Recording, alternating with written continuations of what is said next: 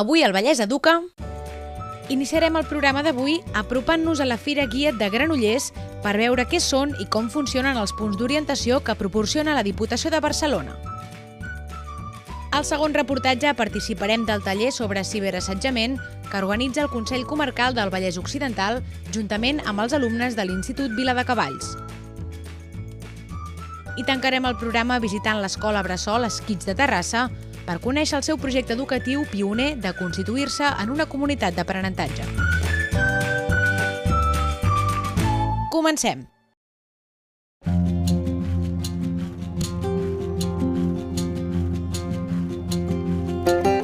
Obrim el programa d'avui apropant-nos fins a Granollers per passar un matí a la Fira Guiet d'aquest curs. Unes jornades organitzades per l'Ajuntament de Granollers i pel Consell Comarcal del Vallès Oriental i que rep el suport de la Diputació de Barcelona. L'objectiu de la jornada és oferir eines d'informació i orientació als alumnes en transició educativa. Fira Guiet és una fira que es fa aquí a Granollers, però que té com a característica que és d'àmbit comarcal del Vallès Oriental, que participen més de 20 municipis, l'organitza el Consell Comarcal conjuntament amb l'Ajuntament de Granollers i té com a objectiu donar a conèixer tota l'oferta formativa en cicles formatius que hi ha a la comarca. El que intentem amb els instituts és oferir-los allò que ells no poden oferir. Per tant, la fira el que fa és complementar tota la vessant que ells ja fan en orientació i que ells per si sols no podrien fer. Principalment ens hem trobat amb alumnes de quart d'ESO, sobretot. Llavors, sí que són alumnes que venen, que ja tenen alguns una mica clar què és el que volen, altres dubten més, i aquí nosaltres hem de fer una feina d'orientació i de sobretot obrir el ventall de possibilitats que tenen, que al final a vegades ens trobem que ja tenen molt clar què volen i fins i tot amb aquests que tenen clar el que volen els hem de fer dubtar. El perfil de visitant és bàsicament alumnat de quart d'ESO dels instituts de la comarca. No obstant, nosaltres la fira també la obrim a les famílies perquè un dels puntals en l'orientació no només és el centre educatiu, el teu conjunt d'amics, sinó també la família. Nosaltres des de Diputació de Barcelona, des de la unitat d'orientació tenim diferents projectes que impulsem o ajudem a complementar el que ja estan fent els municipis i els consells comarcals. Un dels projectes que fem és el suport a fires i jornades d'orientació. I dintre aquest suport tenim el recolzament als punts d'orientació i paral·lelament també xerrades d'orientació. El que no entendríem una fira és sense els punts d'orientació on te poden resoldre aquests dubtes, on es poden asseure encara que sigui poc temps amb aquests joves per dir-los mireu, a internet ho podeu trobar aquí, però també les xerrades. Diputació també ens ajuda a fer un seguit de xerrades que complementen tota l'oferta que té la nostra fira. Aprofitem aquest reportatge per fixar-nos en els punts d'orientació que ofereix la Diputació de Barcelona a moltes trobades d'aquest tipus. Unes taules sovint a les entrades de les fires on els joves mostren les seves preocupacions a un orientador. Uns punts amb un ritme frenètic que enriqueixen la Fira Guiet. El punt d'orientació és el que trobes normalment només entrar a la fira, aquí el Fira Guiet el tens a l'entrada a la nau, i és el lloc aquí a la fira on et poden resoldre qüestions més puntuals o si realment estàs molt perdut, és el lloc on te pots visualitzar o pots veure realment el que te pot donar aquest punt d'orientació i després et deriven a fer una orientació molt més llarga. Principalment el que veiem és que els preocupa què passa si s'equivoquen a l'hora d'escollir una formació. Aquesta és la que més els angoixa. I si escollo allò que em pensava que m'agradava i després no, per exemple. O una altra, trobaré feina del que hagi estudiat. Si estudio el que m'agrada, aconseguiré una posició en un lloc de treball. Aquests són els dubtes que més ens trobem i a partir d'aquí es tracta de demostrar que no han d'escollir pensant en un present, perquè al final si pensen en quines sortides professionals hi ha avui en dia o quins salaris es gestionen avui en dia, estan decidint en base a un present que serà el seu passat. L'oferta existent és molt àmplia, cada vegada és més àmplia i per això és important saber molt bé, o seria ideal poder fer aquest procés d'orientació per saber com ets tu, què és el que realment t'agrada a tu i que pots ser bo amb les teves capacitats i amb les teves condicions per poder triar bé i fer un itinerari d'èxit. A veure, el que hem intentat precisament des de l'administració és que prengui rellevància perquè fins fa poc temps tot el que és la formació professional era una formació de segona, per tant eren unes segones opcions tant pels alumnes com per les famílies, i el que hem intentat aquí des de fa 9 anys és intentar això, que la formació professional tingui un lloc preeminent a l'hora d'elecció en la formació postobligatòria dels alumnes. A mesura que s'ha anat ampliant el ventall de possibilitats i itineraris en el qual desenvolupar una vida acadèmica, l'orientació ha anat prenent rellevància.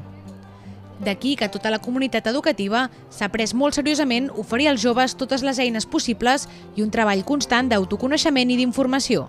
Clar, orientació és acompanyar-los en el procés de presa de decisions, i en aquest sentit acompanyar-los no significa escollir per ells, significa empoderar-los, donar-los eines i dotar-los d'autonomia perquè ells puguin prendre aquesta decisió o qualsevol altra que se'ls presenti. L'orientació és molt important i sobretot hem d'entendre que el que no és només informar. Moltes vegades ens pensem que la fira és una bona mostra d'informar, el que fem és informar de l'oferta, de les possibilitats que té un alumne després en estudiar, però l'orientació va molt més enllà. Fins a l'educació obligatòria és anar seguint, és anar continuant el que ja et va marcant una estructura. És important conèixer-se molt bé i saber què t'agrada, què pot ser, quines capacitats fer, per quan arribes a quart d'ESO no sentir-te en l'abisme i dir i ara jo què vaig a fer, ara se m'acaba el món i he de triar i què trio. Per això és important l'orientació i quan més aviat millor. Nosaltres el que tenim en compte són 3 elements. L'autoconeixement com a base per prendre qualsevol decisió, que explorin l'oferta acadèmica i que descobreixin el mercat. I necessitem aquests 3 perquè no funciona prendre una decisió sense un d'aquests 3.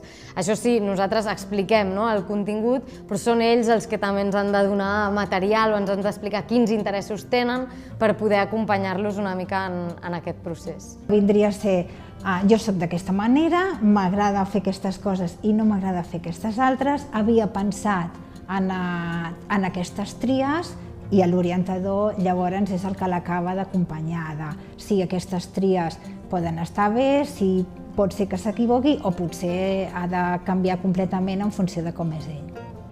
Ens acomiadem dels joves del Vallès Oriental desitjant molts encerts en la seva tria. Fins aviat!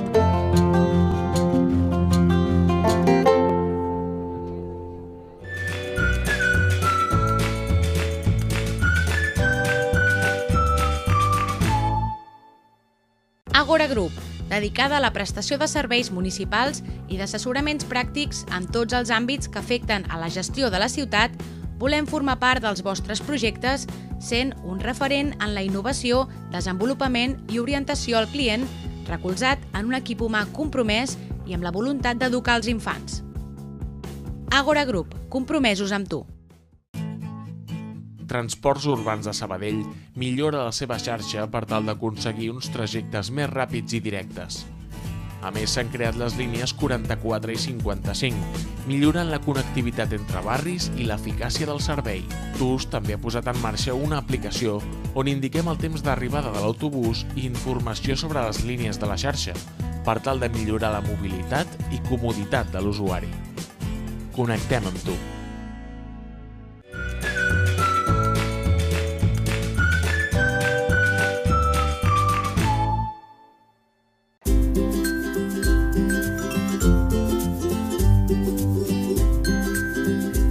Al segon reportatge d'avui ens apropem fins a l'Institut Viladecavalls per participar del taller sobre assetjament i ciberassetjament que proposa el Consell Comarcal del Vallès Occidental als centres educatius de la comarca. Unes sessions amb objectius clars i útils per als joves. Els tallers que hem estat fent aquí a l'Institut de Viladecavalls venen del Consell Comarcal del Vallès Occidental, que van demanar que aquí a Matadepera fessin un seguit de tallers sobre assetjament i ciberassetjament amb eines teatrals. L'objectiu principal del taller és combatre el ciberassetjament i és com una fase inicial on s'explica en què consisteix el ciberassetjament una mica per donar pautes per reconèixer-lo. Necessitem com una mica marcar què vol dir assetjament o què no. Moltes vegades qualsevol acte de violència es considera bullying, quan en realitat el bullying és repetit en el temps i és una cosa que es va produint a poc. A banda d'això ens trobem que hi ha de tot. El que passa sobretot és que pensem moltes vegades que els joves tenen un problema amb l'assetjament i el que considerem almenys des de NUS és que és un problema de la societat. Pensem que és un taller molt interessant. L'estan fent aquest taller a tots els alumnes de primer de l'ESO. És un taller de 4 hores, que és bastantes hores comparat amb la majoria dels tallers que ens ofereixen, i sobretot és perquè els nanos siguin conscients sobre la sobreexposició que tenen a les xarxes socials. Aquest taller normalment ho pensem més perquè entenguin quina és la dinàmica en l'assetjament i després passem al ciberassetjament, perquè en realitat no són dues coses diferents. El que passa amb el ciberassetjament és que és com l'assetjament, que s'ha creat una dinàmica de grup on un grup li ha donat poder a una persona perquè matxaqui a l'altra, i el que té el ciberassetjament és que es dona aquesta mateixa dinàmica de grup, el que passa que és aquesta persona que abans marxava a casa i s'acabava tot, ara són 24 hores en les que pot estar rebent coses a través d'una pantalla, és com que no s'acaba mai. Funciona igual amb el ciberassetjament, el que passa que una mica menys perquè és tot el dia, i com a sobre la gent pot dir més coses perquè no és cara a cara, es fa més feixuc encara. Però el com funciona, el qui dona poder a aquesta persona, funciona el mateix. El taller té dues parts diferenciades. Es comença per una presentació dels conceptes d'una forma lúdica per després passar, a través del teatre de les oprimides, a fer representacions on s'extreuen els aprenentatges. Una forma de presentar la problemàtica que reforça la feina que ja es fa als instituts. Aquest taller és un taller de 4 hores en un mateix grup, en la que al mig hi ha una pausa. Hi ha una primera part en la que intentem amb jocs i amb altres dinàmiques aconseguir també, com per una banda, començar a entrar en el tema però des d'un punt de vista bastant lúdic, que sembli que no és entrem en el tema i posem el tema sobre la taula, sinó que d'un punt de vista més fàcil anem plantant el tema. I dinàmiques grupals que permeten veure una mica quines dinàmiques internes hi ha en el grup, ens donen informació a nosaltres, també posen en evidència coses que potser si nosaltres les diguéssim serien molt violentes, però de cop ells les viuen i aleshores comencen a entendre algunes coses que potser ja estaven passant però no les veien tant. Partint d'històries personals, les convertim en històries col·lectives. La idea no és entrar a les històries personals i amb els detalls, sinó que amb 4 coses més d'imatges i més visuals i amb l'estàtua de com se senten, aconseguir crear una història col·lectiva que sigui realista i que tothom entengui que podria passar o que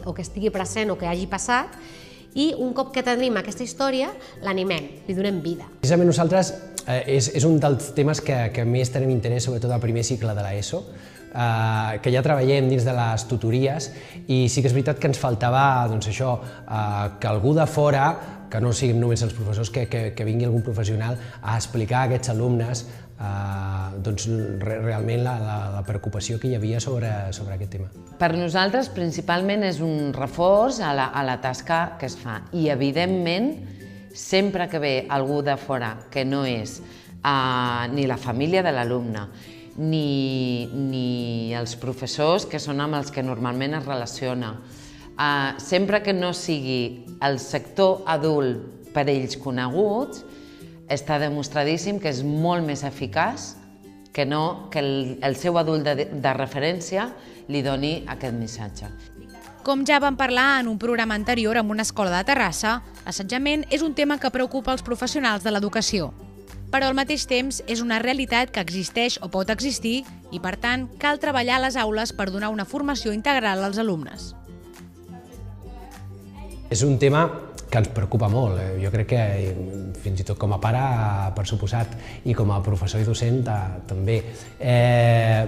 Tots veiem que molts dels conflictes que tenim avui dia comencen a les xarxes socials, comencen en grups de WhatsApp, i que d'alguna manera els alumnes s'atreveixen a dir coses que de cara a cara no serien capaços de dir-se. Nosaltres tenim les activitats de tutoria a tots els nivells, organitzades al voltant d'uns eixos, d'uns temes, que a nosaltres ens agrada que l'alumne vagi creixent amb aquest tema. Aleshores, precisament, aquest i la gestió de la informació personal que es fa via xarxes socials és un d'aquests eixos que es treballen a tots els nivells. Es pot i s'ha de treballar amb l'alumnat amb tots aquests temes. És molt important, és com el tema del mòbil. El mòbil seria fins i tot contraproduent eliminar-lo completament de les aules, fer veure que no existeixen els mòbils. Els mòbils formen part de l'alumnat que tenim, forma part nostra i han de saber treballar, conviure i utilitzar-lo de manera adulta. Pensem que com a institut la nostra tasca no és només la transmissió de contingut, que és una part important, sinó que part d'aquest contingut és que l'alumne creixi com a alumne i creixi com a persona, evidentment. Per tant, la combinació de totes dues parts i l'equilibri de totes dues parts és el que al final faci que ells, quan acaben el seu pas per l'institut, surtin amb una formació integral.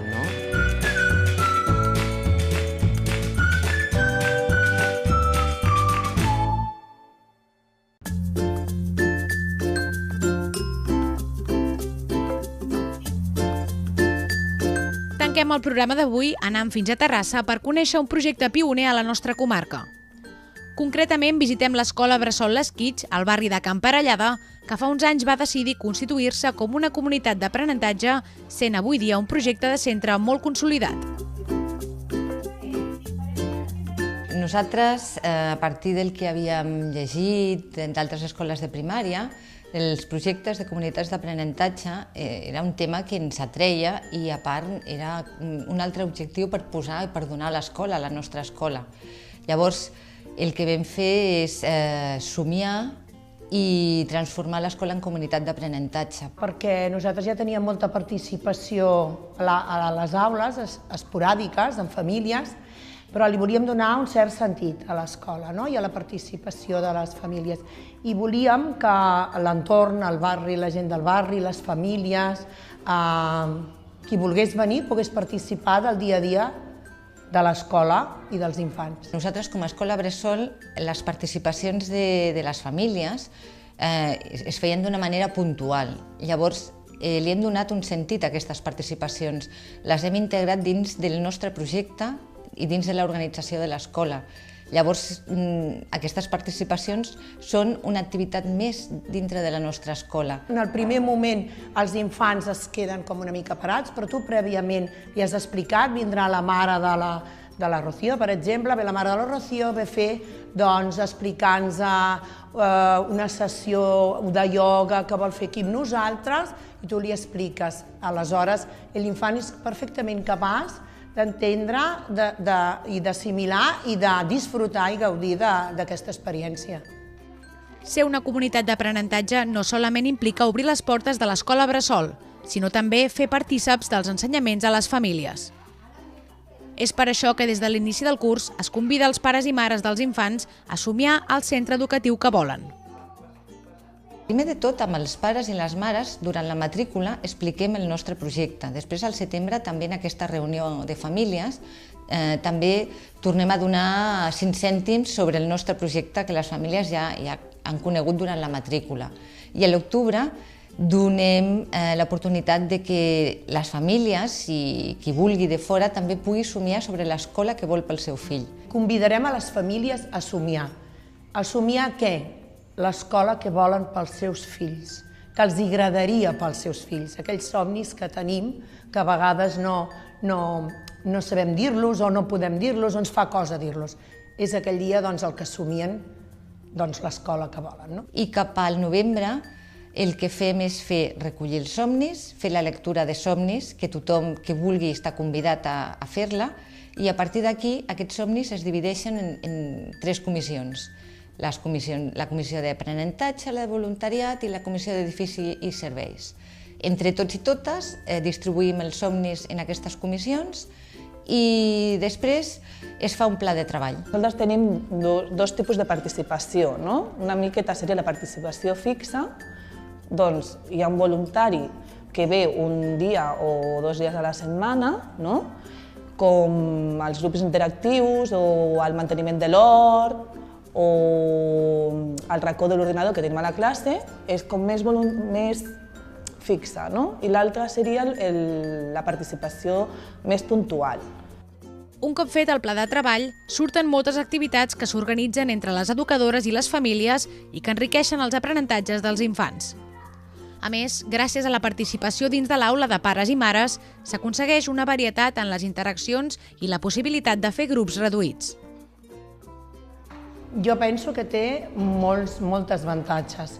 Primer, el fet que les famílies puguin participar en les activitats d'escola que vulguin venir o que vulguin venir a fer alguna activitat que ells sàpiguen i ensenyar-la als infants, això és una part molt important per ells perquè aprenen moltes més coses. Tot el que envolta els infants els hi proporciona aprenentatge. Diem, els infants aprenen jugant, però també interactuant. Llavors, quanta més diversitat de gent pugui interactuar amb ells, més grans són els seus aprenentatges. Poden fer criteris, poden fer tries, ells mateixos. També surten les participacions a l'aula, surten també aquest any el vaixell de les cultures, que ha sortit a partir de la Comissió d'Aprenentatge. A partir de la Comissió d'Edificis i Serveis també s'ha reestructurat pati, zones del pati-jardí, i amb la Comissió de Voluntariat s'organitzen i es distribueixen les participacions a l'aula. Després fem tertúlies literàries, després fem tot tipus de participació en famílies, des de voluntariat, que fem, per exemple, voluntariat de l'ordinador, a tot altre tipus d'activitats que vulguin venir a participar del dia a dia i a donar a conèixer. Però un dels aspectes més rellevants de ser una comunitat d'aprenentatge és la constatació que tothom s'emporta alguna cosa de l'estada a les aules. Sobretot un enriquiment personal dels adults i uns aprenentatges més sòlids en l'ensenyament infantil encaminats a l'èxit educatiu. Els adults que no són els propis de referència de l'escola, com som les educadores i educadors, donen una altra versió, saben fer altres coses, tenen altres experiències per explicar-nos i totes són igual de vàlides i d'interessants. Aleshores podem aprendre moltíssim de tot el que ells ens venen a fer. Nosaltres creiem en aquesta comunitat, perquè tots sortim beneficiats, tots, els petits, els grans, els que venen esporàdics, els que no, perquè tothom s'emporta, el veus marxar amb aquella... Ostres, que bé, no? M'ho he passat bé, he après, estic bé. Nosaltres pensem, com a escola i com a comunitat d'aprenentatge, que tot el que pugui aprendre l'infant de 0 a 6 anys és una base, és un pòsit que queda en el seu desenvolupament posterior. Qualsevol activitat que tu els hi presentis, els infants són capaços d'interioritzar-la i de viure-la i de fer un aprenentatge de tot això. Nosaltres aquí el que volem és potenciar les capacitats dels infants i creiem en l'èxit educatiu. O sigui, la transformació que volem fer des de l'escola és una transformació social i educativa. O sigui, aquí tothom suma, tant educadores com voluntaris, voluntàries. Amb aquest últim reportatge ens acomiadem fins la setmana vinent per conèixer nous projectes educatius, aquí, a Canal Terrassa Vallès.